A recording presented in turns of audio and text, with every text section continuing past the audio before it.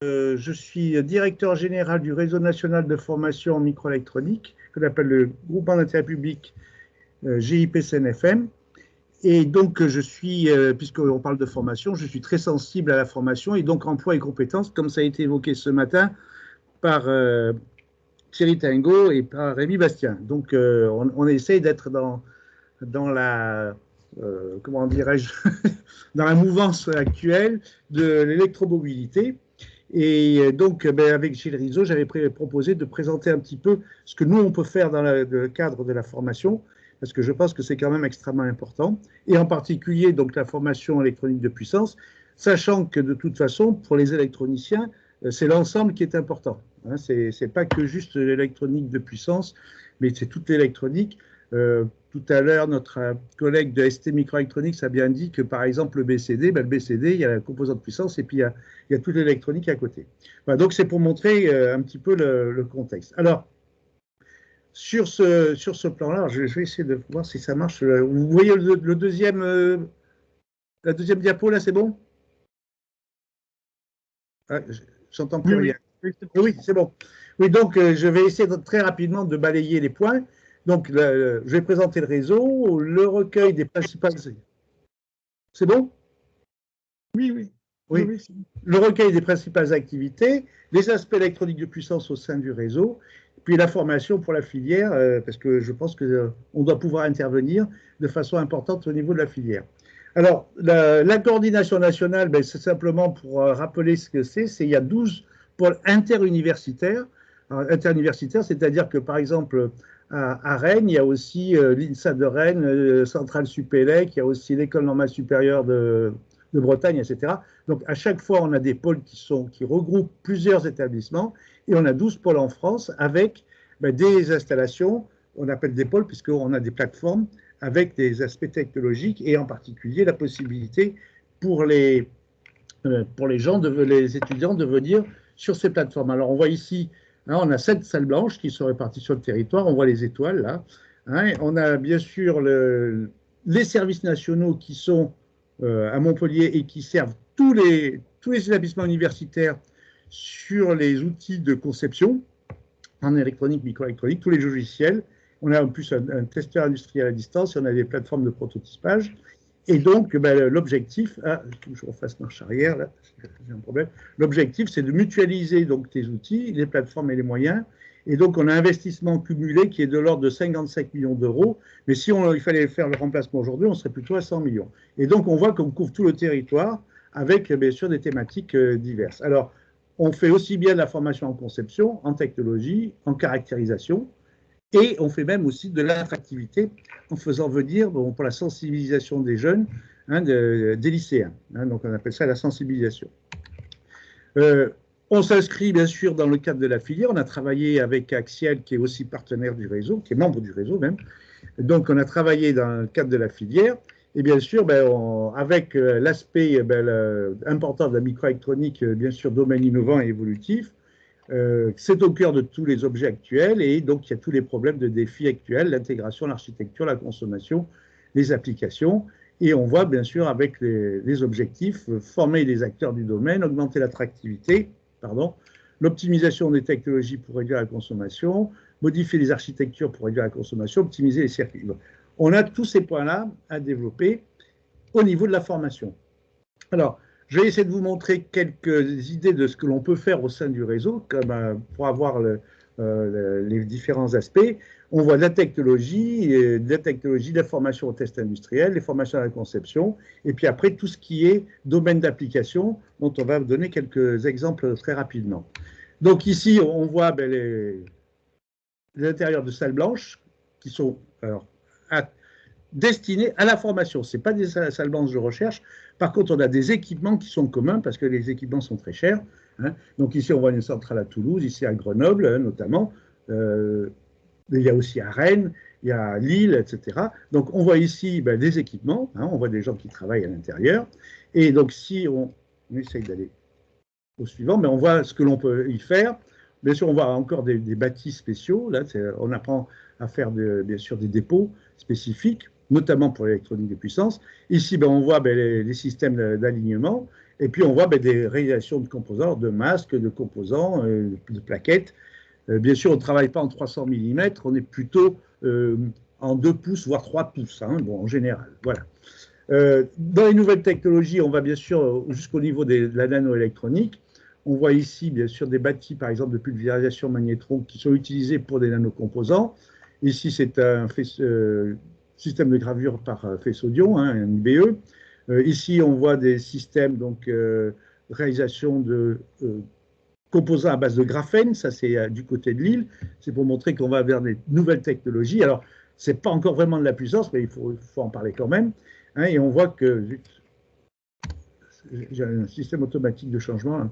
On travaille aussi bon, avec donc, des technologies innovantes, en particulier ici, composants nanométriques. C'est à Paris, c'est à Rennes, c'est à Paris Sud, par exemple. On peut faire aussi, bien sûr, de la caractérisation au niveau nanoélectronique. Et là, on voit des microscopies en champ proche. Hein, on voit des systèmes de caractérisation d'objets biologiques ici. On voit, c'est à Grenoble, on voit tous les aspects microscopie qui sont faits même avec des élèves de lycée. Des nouveaux composants ici à base, par exemple, de, comment on appelle ça, de nanodots, c'est enfin de nano-cristaux intégrés dans les grilles pour faire des mémoires. Ici, on a des composants à base de graphène. Ici, on a des composants à base de nanotubes. Donc, ça, c'est pour montrer tous les aspects innovants que l'on a au sein du réseau. On va venir plus précisément après sur l'aspect lié tout simplement à l'électronique de puissance. On a quand même aussi tout l'aspect hyperfréquence. Ça, c'est plutôt du côté de Lille et de Limoges. On voit que même on fait même des composants en impression 3D ici à Limoges. On fait bien sûr de la technologie de ces composants et de l'utilisation de ces composants. Ici, on voit un circuit à ondes acoustiques de surface à Limoges qui est réalisé. Alors ça, c'est physiquement sur la plateforme de Toulouse en technologie dans la salle blanche technologique de Toulouse.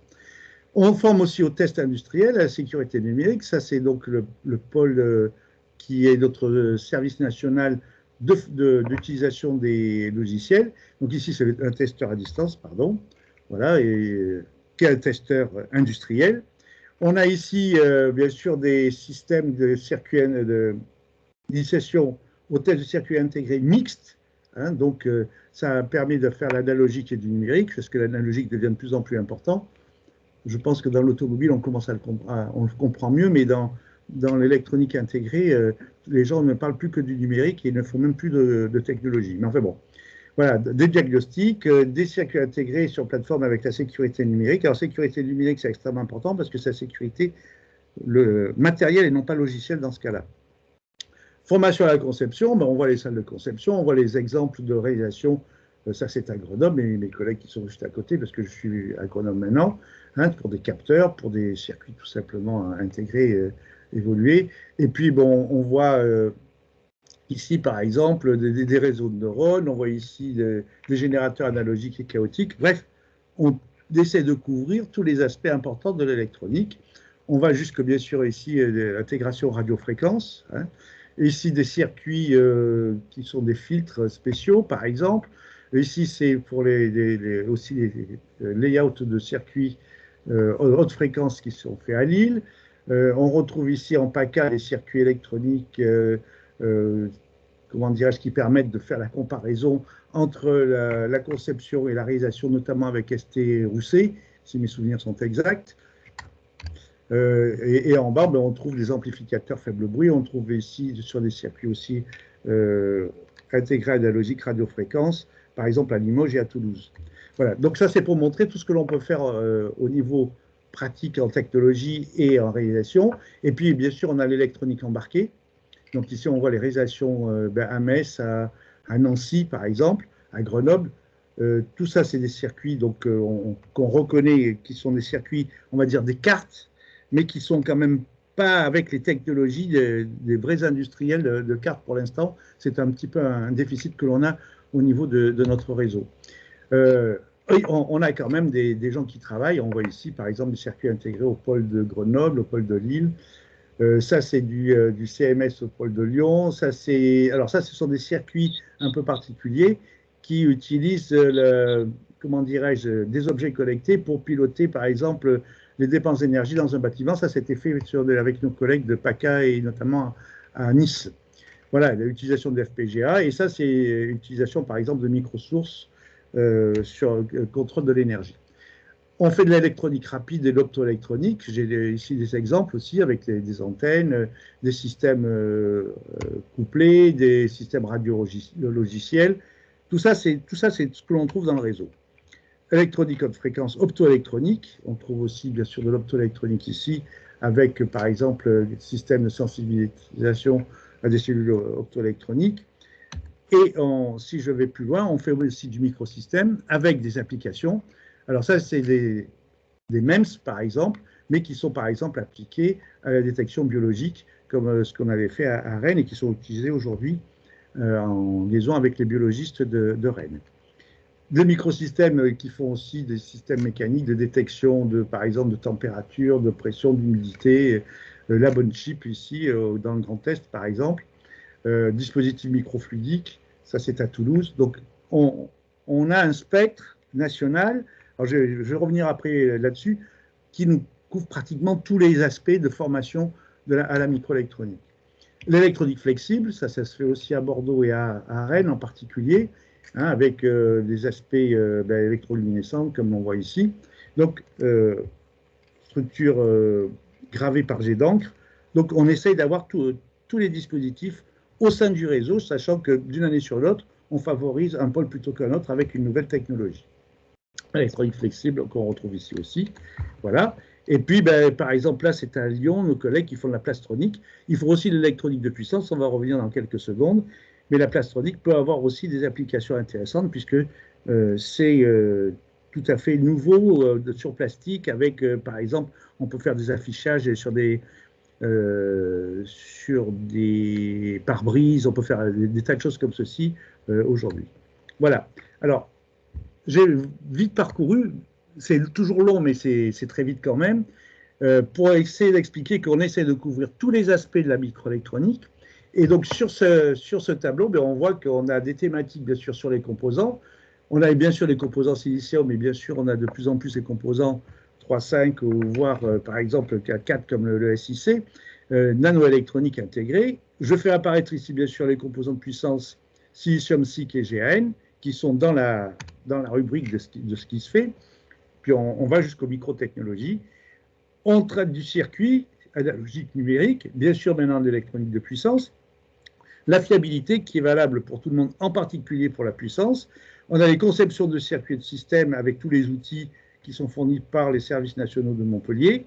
Et puis on a après des plus complexes que ça, donc les systèmes électroniques, test des circuits des composants, système électronique de puissance, système sur puce, biopuce, etc. Et après, système de gestion de l'énergie, notamment avec les systèmes hétérogènes et vers les applications. Donc, j'ai mis en bleu ici tout ce qui peut intéresser plus particulièrement la filière automobile, mais je pense que dans la formation, on a quand même besoin d'un spectre un peu plus large. Alors, on va regarder ce qui se passe sur le domaine d'application. Ça, j'ai repris la présentation qu'on avait faite avec Bruno Allard pour le projet dont on va parler dans quelques secondes. Donc, c'est l'électronique de puissance domaine d'application, mais on retrouve les hautes tensions, on retrouve les hautes fréquences et on retrouve les hautes températures. Et bien sûr, la difficulté, c'est de gérer tout ceci avec, pour l'instant, les trois principaux matériaux semi-conducteurs, silicium, silicium de carbone et GAN. Donc, ces trois domaines, bien sûr, seront à maîtriser. Et il faut quand même se rendre compte qu'au niveau de la formation, ce n'est pas si simple que ça, dans la mesure où on n'a plus assez d'étudiants, et en plus, on va avoir de moins en moins d'enseignants qui vont être de ce domaine-là. Les gens qui partent ne sont pas remplacés par notre ministère à l'heure actuelle.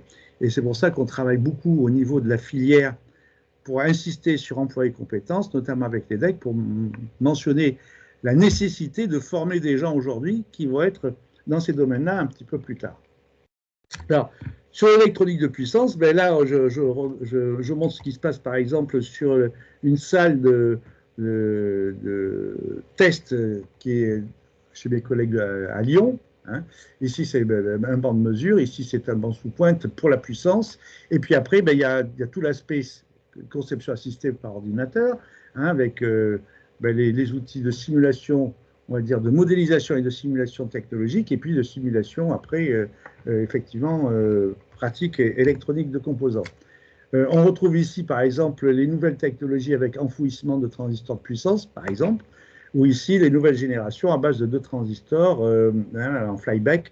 Ça, c'est les gens qui font beaucoup de puissance, qui connaissent un petit peu ces technologies-là. On retrouve ici, bien sûr, des transformateurs de puissance en fabrication additive. On retrouve ici des bancs de test automatiquement. On retrouve ici des exemples de MOSFET SiC en test par des étudiants, là, hein. Inductance double face à base de matériaux magnétiques. On retrouve ce que j'ai montré tout à l'heure, système de récupération d'énergie. Et là, j'ai juste un point particulier, c'est une question que je voulais poser à la table ronde précédente. On essaye de faire aussi des super micro-capacités. Et c'est un point que j'aurais aimé avoir en discussion, c'est est-ce que ces micro-super capacités peuvent avoir une utilisation en stockage de l'énergie en complément des batteries qui sont de plus en plus complexes, lourdes et qui utilisent des matériaux un petit peu particuliers. Donc ça, c'est un commentaire. Alors, sur les éléments qu'on peut avoir dans la formation actuellement, hein, les contenus, connaissance approfondie des composants, bien sûr, des modules semi-conducteurs à grand gap, mise en œuvre de ces composants, problématique de la commande de grille des composants de puissance. Il y a quand même tout un environnement de commande qui est compliqué, hein, qui veut dire qu'on fait de la bonne électronique et de l'électronique analogique. La conversion, bien sûr, 48 volts, 12 volts, pardon, ça rebascule. Les chargeurs embarqués, 400 volts. Les chargeurs de station, 1200 volts. Et bien sûr, problématique des composants haute tension. Tout ceci avec savoir et savoir-faire.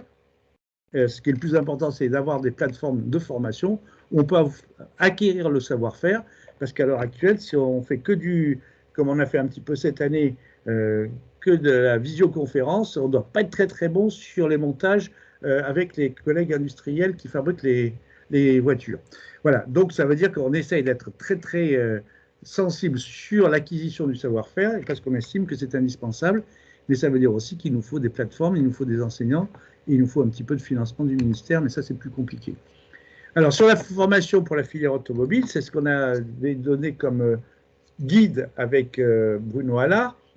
Mobilisation des enseignants, bien sûr, il faudrait qu'on en ait plus, mais bon, on essaye de les mobiliser. Accueil des apprenants sur les plateformes du réseau, mobilisation d'équipements de mesures utilisés en formation et en recherche. Alors, on met en recherche parce qu'on a certains équipements qui ne sont pas assez utilisés pour la formation et qui sont jumelés avec des activités de recherche pour rentabiliser, bien sûr, l'ensemble.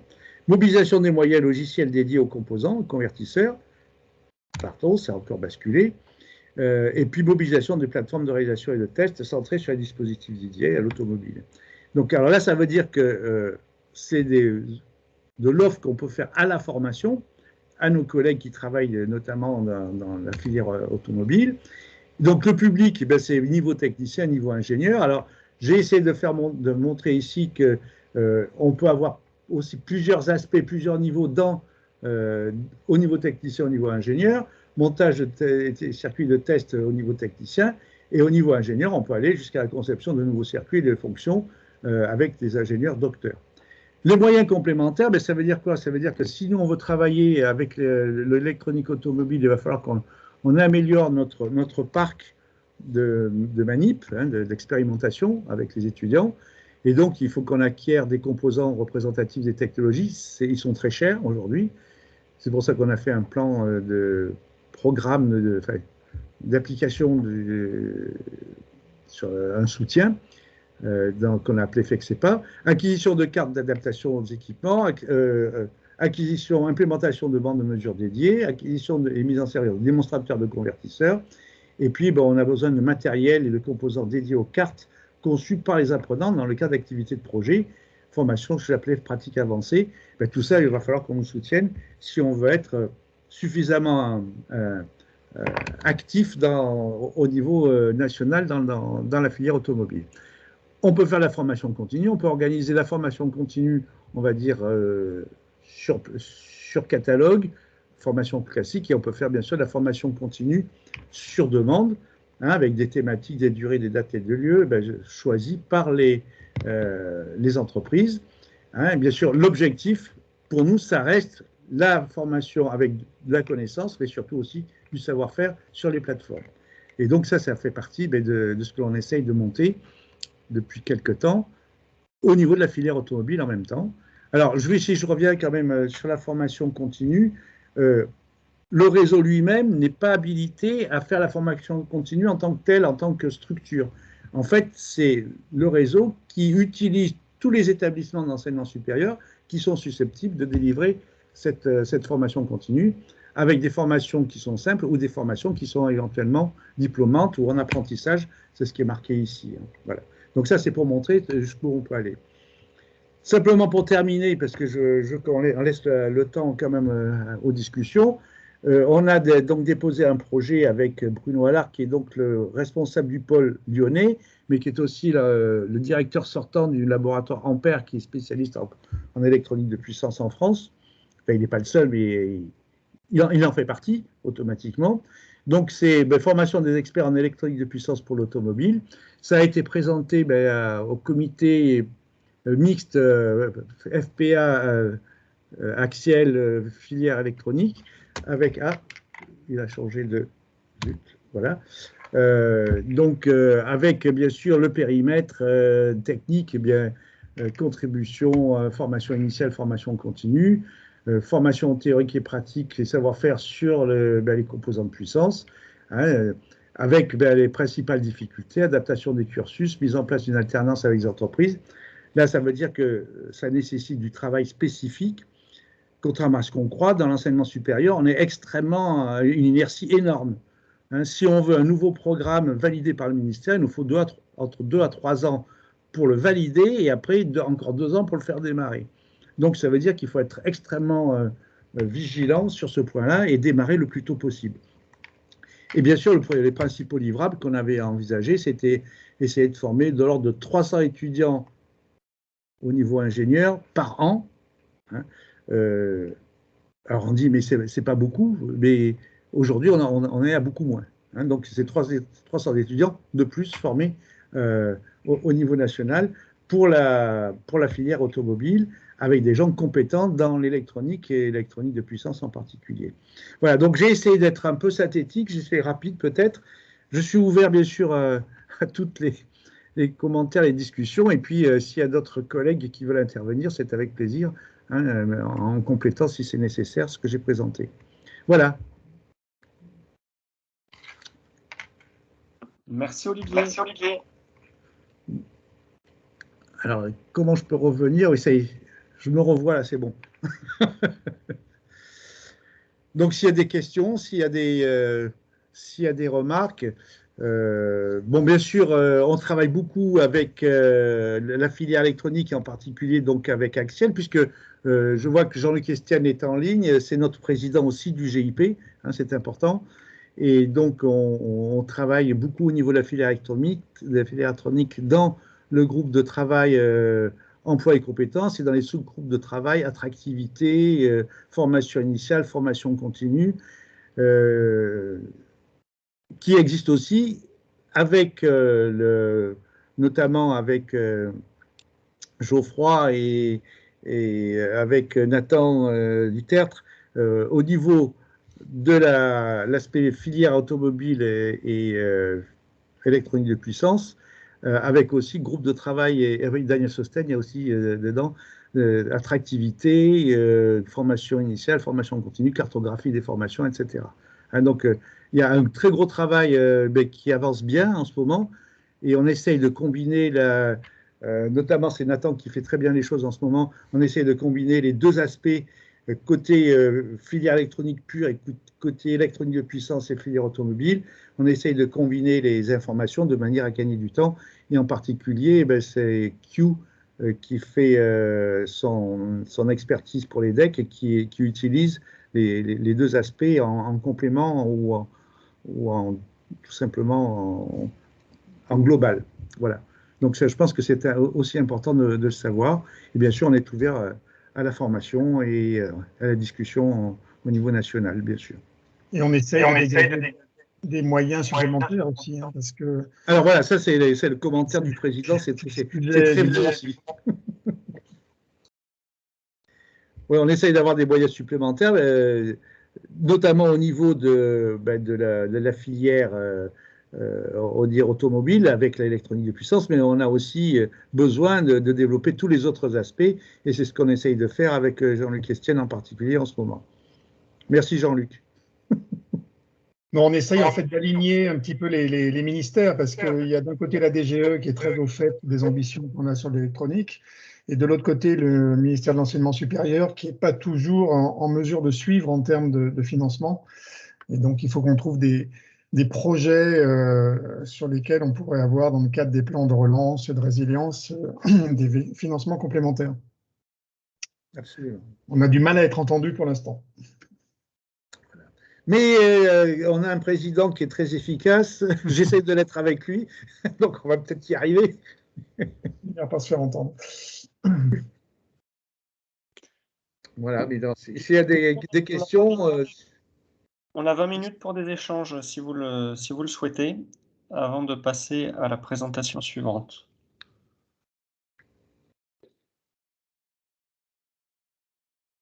Alors, Bruno Allard n'est pas disponible aujourd'hui parce qu'il préside le Conseil national des universités dans le domaine de l'électronique. Donc, il n'a pas pu être présent. Mais on a regardé ensemble le document avant la présentation. Hein. Je me suis fait quand même contrôler par Gilles Rizzo et par Bruno Allard pour être sûr que je ne disais pas de bêtises à l'ensemble des collègues et à l'ensemble de la communauté. Voilà. Alors, j'ai quand même pas eu de réponse là sur l'aspect, peut-être les gens de ST Microelectronics pourraient répondre sur le commentaire que j'ai fait sur les supercapacités. Est-ce qu'on pourrait stocker de l'énergie suffisamment dans les applications automobiles parce que c'est une technologie qui est quand même pas très complexe, si j'ai bien compris, et qui pourrait très bien être développée, par exemple, par un des sites de ST Microelectronics, je sais pas, à Tours, je sais pas, enfin bref. Voilà, c'est une question pour les gens de ST. Je ne sais pas si on m'a entendu. Je pense qu'il faut, dans le passé, on l'a rien ST. J'ai juste une opinion personnelle. Hein, je ne reflète pas l'opinion de la société là-dessus. Hein.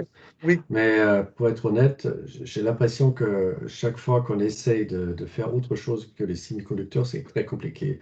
Parce que semi-conducteurs, c'est notre business. Faire le manufacturing de composants, ça c'est quelque chose qu'on connaît très bien et on connaît le marché, on sait les vendre, on sait faire un business plan, etc. Mais dès qu'on fait autre chose, c'est pas évident. Et donc faire des CAPA, je ne vois pas, personnellement.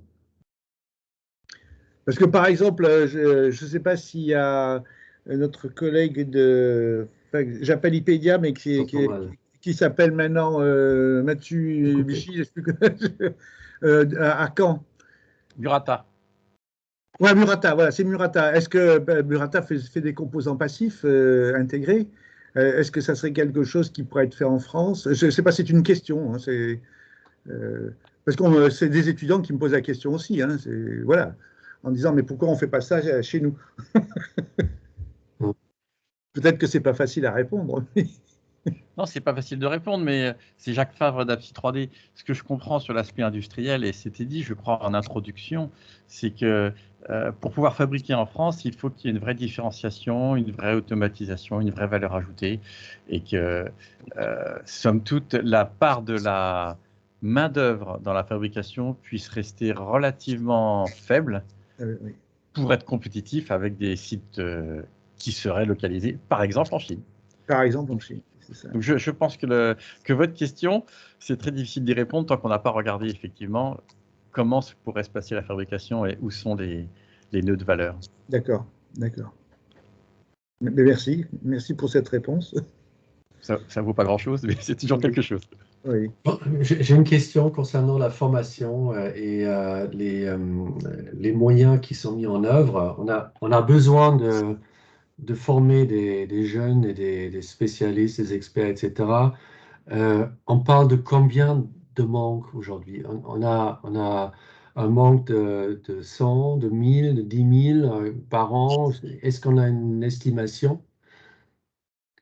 Alors, je pense qu'au niveau de la filière électronique, on pense que c'est plusieurs milliers par an en déficit aujourd'hui. Hein. Peut-être que, je ne sais pas si Gilles Rizot est avec nous ou Jean-Luc Estienne peut répondre, mais je pense qu'on a dit que dans les 3 prochaines années, il manquerait 18 000 formés en France. Mmh. Hein. Donc ça fait à peu près 6 000 par an. Il manquerait, on en forme à peu près 3 000, 3 500. Hein, nous, on voit sur nos plateformes, hein, on reçoit 17 000 étudiants par an sur les plateformes, mais ils sont en cycle de formation, c'est-à-dire c'est sur plusieurs années.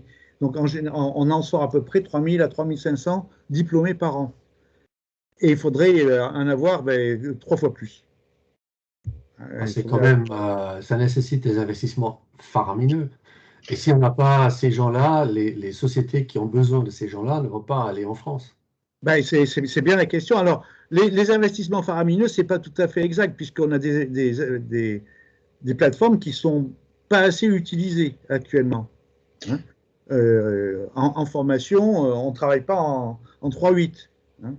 Donc, en fait, c'est complexe parce qu'il y a un problème d'attractivité. Ce n'est pas simplement une offre à mettre en place, mais également d'attirer les étudiants vers ces enseignements qui ne sont pas aujourd'hui voilà, le cœur de leur préférence. Hein. Voilà, alors, vers l'IoT que vers l'analogique ou la puissance. Et pour donner une petite idée, chaque année, là, depuis 6 ans, on forme à peu près, enfin, on sensibilise 4000 lycéens par an sur nos plateformes. On ne sait pas encore quel est le bilan d'attractivité. Tout ce que l'on sait, c'est qu'il y en a quelques-uns qui viennent. Ce qu'on voit, c'est quand même qu'après, c'est une boucle infernale où les écoles diminuent l'offre dans des options pour attirer davantage d'élèves dans leur cycle de formation. Et donc, on ne sait plus, voilà, de la poule et l'œuf où il faut agir. Il y a vraiment une tendance lourde à inverser qui est compliquée. Voilà, qui est compliquée. On n'en parle pas assez. Voilà. On essaye de faire passer les messages au ministère. Voilà. Et je pense qu'on est écouté, mais d'abord, c'est des cycles, comme le disait Olivier, qui sont très longs. Il faut reprendre ces problématiques d'attractivité dès le plus jeune âge. Et puis arriver à inverser effectivement cette offre dans les écoles d'électronique qui de plus en plus suppriment les modules tournés vers l'électronique de puissance, la physique des matériaux, pour aller vers un peu la facilité du numérique, pour être simple. Ouais, c'est directement lié à la souveraineté de l'État. Oui, donc il y a une question de moyens, il y a une question aussi effectivement de moyens donnés par exemple au CNFM pour avoir plus d'emprise et d'ampleur sur le marché français. Mais il y a également un gros travail d'attractivité des élèves qui n'est pas gagné. Hein. Pas gagné. Parce que dans le même temps, effectivement, l'électronique s'est diversifiée vers des applications numériques beaucoup plus, on va dire, attractives en termes d'application finale et aussi peut-être de facilité dans l'appréhension des concepts. Et donc, le système est vraiment à revoir de fond en comble. On discute même avec l'enseignement primaire hein, pour voir comment on peut remettre le mot électronique dans les programmes. Oui, je vois ça à l'école primaire de mon fils. Ils ont fait déjà c'était quoi, CM1, de l'électronique. Ah oui. Ouais. Non, mais c'est important de donner le goût. Voilà, je pense qu'en ce moment, il y a quand même une diversité d'applications finales qui peut redonner un petit peu l'envie aux élèves, mais il faut encore bien communiquer et puis faire en sorte que ça ne détourne pas les élèves vers justement trop les applications finales et pas assez vers la physique du semi-conducteur et la maîtrise des technologies analogiques, qui est moins simple quand même. Ne faut-il pas un sursaut beaucoup plus important que ce qu'on voit à l'écran? Là, il y a un budget de 1,43 million. Je pense, est-ce que ce n'est pas nécessaire de dire, bon, avec ça, on ne va pas très loin, il faut avoir une dizaine, voire une cinquantaine de millions Oui, mais là... Et puis pas de demander. Hein. Ah, mais Non, mais je ne sais pas, mais par exemple, le PDG de Siemens, qui était là avant Kaiser, de son propre salaire, il a mis 60 millions dans l'université de Munich pour créer une chaire. Et là, on parle de 1 million. Oui. Je trouve ça dérisoire. Alors, on est entièrement d'accord. Il y a Bruno Allard qui a discuté avec Filippo Di Giovanni de Catane, donc chez vous. Il a dit, mais avec ça, on ferait presque rien. Il a dit, oui, mais si on met plus, on nous dit, au ministère, on nous dit qu'on est extrêmement. Le ministère me donne 870 000 euros par an pour faire fonctionner les 12 centres. C'est-à-dire, ça représente à peu près 5% du coût réel de fonctionnement avec les enseignants. C'est 5%. Et on dit qu'on nous donne trop, on nous a diminué les crédits cette année, le ministère de l'Enseignement supérieur. C'est pour montrer la difficulté que l'on a aujourd'hui. Et chaque fois qu'on demande, on dit mais vous êtes extrêmement gourmand, c'est impossible, on peut pas payer des sommes pareilles, etc. Et dans le plan de relance, j'en ai déjà fait avec, justement avec Axiel, on a déjà fait des propositions et on s'est fait jeter. En disant, on demandait 3 millions, on a déjà dit, mais 3 millions, vous vous rendez compte, c'est scandaleux pour la formation. Ouais, ça sera peut-être pas mal de faire une sorte de benchmarking par rapport à l'Allemagne ou la Chine. Par exemple. Alors, tout ceci, c'est vrai. Ceci dit, là, on avait quand même ciblé dans l'immédiate une formation pour ciblée électronique de puissance, etc. On pense que si on arrive à déjà former 200 ou 300 diplômés de plus par an, on aura déjà fait quelque chose. Et compte tenu des investissements qu'on a déjà et compte tenu de l'environnement qu'on a déjà, ces sommes-là semblent jouables. Votre collègue de Catane, il dit non, c'est pas assez, mais bon. Ouais. Mais donc voilà, donc c'est pour expliquer qu'on essaye, nous, de commencer à exister plus. Ouais. Notamment dans ces plans-là. Je signale quand même que la Direction générale des entreprises préfère que ce soit le ministère de l'Enseignement supérieur qui paye la formation. Hein. Et dit dans le plan de relance, c'est pas chez nous. Donc c'est pour montrer qu'on a encore beaucoup de travail même à faire d'explication en disant que c'est un ensemble cohérent qui est nécessaire. L'emploi et la compétence va avec la relance, la relocalisation, ça va avec la compétence, avec l'innovation. Enfin, on a tout ça à essayer d'expliquer parce que nos politiques apparemment ne veulent pas vraiment comprendre. Il faut peut-être investir en privé, une école privée.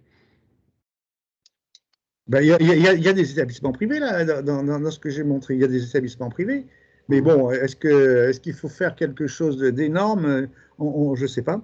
Mais par contre, après, si on fait privé, on ne payera pas les enseignants. Et puis l'enseignement privé est concerné aussi par le fait de pouvoir remplir ces modules de formation. Petit à petit, s'ils disparaissent, c'est parce qu'il y a un problème d'intérêt des élèves. D'où cette problématique d'attractivité dans l'autre sens. Mais il y a vraiment une approche en tenaille qu'il faut avoir, d'un côté avec plus de moyens et de l'autre côté plus d'écoute de la part des élèves. Et c'est pour ça qu'on est en liaison aussi avec les inspecteurs pédagogiques de l'enseignement secondaire.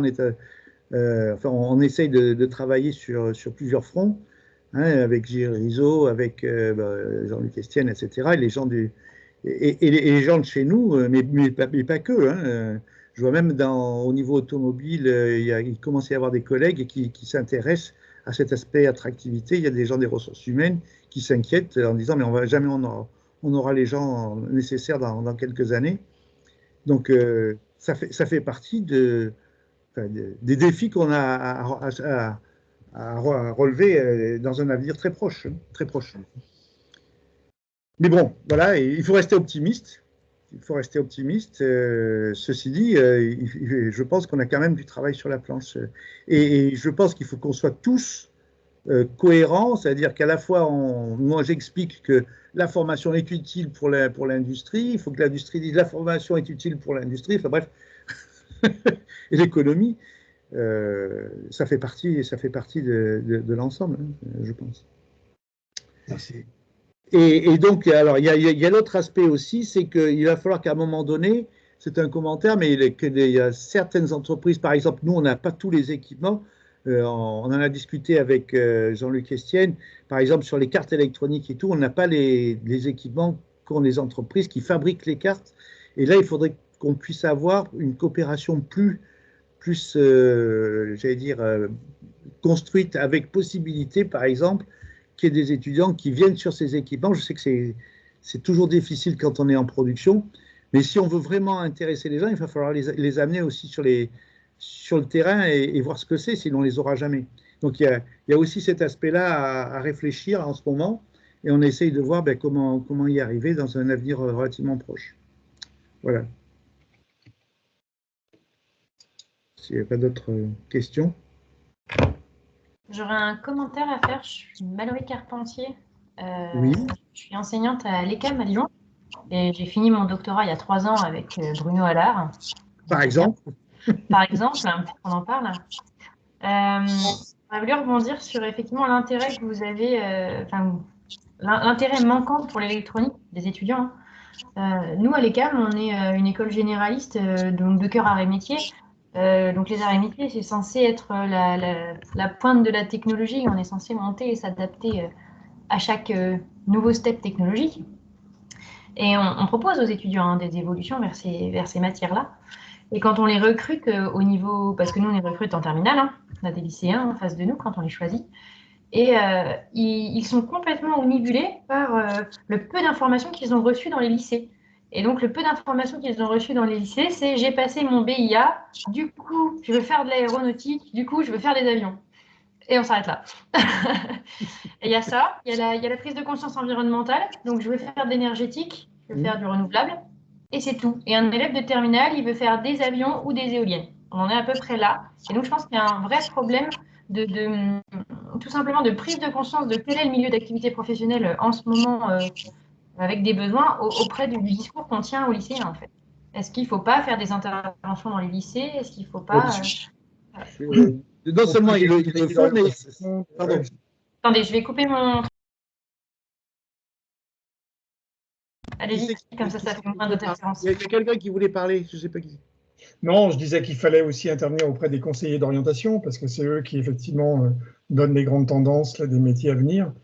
Et aujourd'hui, l'électronique souffre aussi d'un déficit de ce côté-là. Les parents pensent que l'électronique, c'est déjà parti en Asie. Donc, il y a beaucoup de concepts comme ça contre lesquels il faut se battre. C'est compliqué. Donc, si c'est pour compléter, bon, ce que l'on fait dans l'académie de Grenoble, c'est recevoir donc des lycéens. Donc à Grenoble, on reçoit sur la plateforme qu'on appelle Simnanotech, là, on reçoit à peu près 1200 élèves du secondaire par an. Ce n'est pas assez et ça leur permet de découvrir pour la première fois quelque chose qu'ils n'ont pas vu avant. Et en particulier, j'essaye, moi, quand je suis présent et que j'arrive à les regrouper quelques minutes, j'essaie de leur expliquer que s'ils veulent faire de l'environnement, s'ils veulent faire même de la santé, etc., de la médecine avancée, etc., et il va peut-être falloir qu'il y ait aussi des gens qui soient dans le domaine de l'électronique pour intervenir dans tout ce qui est objets connectés de contrôle, de sécurité, de développement, etc. Et c'est par ce biais-là, je pense qu'on pourra peut-être en intéresser un peu plus par rapport à ce que nous a dit notre collègue Carpentier. Là. Voilà. Je pense qu'il va falloir les sensibiliser en disant mais si vous voulez faire de l'environnement, il faut contrôler la qualité de l'eau, la qualité de l'air, je sais pas, la pollution, etc. Donc il va falloir avoir des gens qui soient capables de traiter ces aspects-là. On ne fait pas de l'environnement avec juste les mains dans les poches, quoi. C'est pas possible. Peut-être qu'on y arrivera, peut-être. Je ne sais pas si Mme Carpentier, là, vous avez un commentaire là-dessus, non? Oui, non, je suis plutôt d'accord avec ce que vous avez dit. Non, ce qui pourrait être envisagé aussi pour récupérer des étudiants qui sont dans des années un peu plus avancées, qui ont donc un peu plus d'expérience, que c'est vrai que quand on sort de terminale, on n'a pas la moindre idée de ce qui existe en fait. Des systèmes de summer school ou des choses comme ça sur les étés proposés par des groupements d'industriels qui feraient découvrir un peu les plateformes, etc. Parce qu'un étudiant en première année est très influençable, hein, quelque part. Il va vers ce qu'on lui a déjà montré. Hein. Donc, je ne sais pas quelle solution pourrait être trouvée pour les attirer, justement, comme vous disiez, à voir les plateformes en vrai, à voir en quoi consiste. Parce que commencer par la physique du semi-conducteur, ça attirera personne. Hein. C'est une matière qui est... Moi je l'enseigne dans l'école où je suis, qui est une école généraliste, où ils font plein d'autres choses. Ils détestent ça. Hein. Quand on parle de jonction PN, ils sont là, oh là là, mon Dieu, c'est ce truc. Donc, voilà, il faut vraiment leur montrer quelle est la finalité voilà, le but du truc pour qu'ils passent le côté physique du semi-conducteur, qui est effectivement un peu rebutante par rapport à le fait que dans mon école, on fait aussi tout ce qui est lean management, machin. Bah, ça leur paraît moins difficile intellectuellement, du coup, ils se tournent plus vers ces trucs-là. Donc, s'ils n'ont pas la motivation, ils ne s'attaqueront pas à cette partie physique qui est effectivement difficile. Donc, il faut dès le début les convaincre plus jeunes, quoi. Première, deuxième année et puis terminale. Probablement qu'ils seront bien payés parce que tout ce qui est rare est cher. Donc, ça peut être une motivation. Oui, moi je leur dis, j'ai un petit cours d'électronique de puissance qui doit faire 6 heures dans cette maquette qui est très large.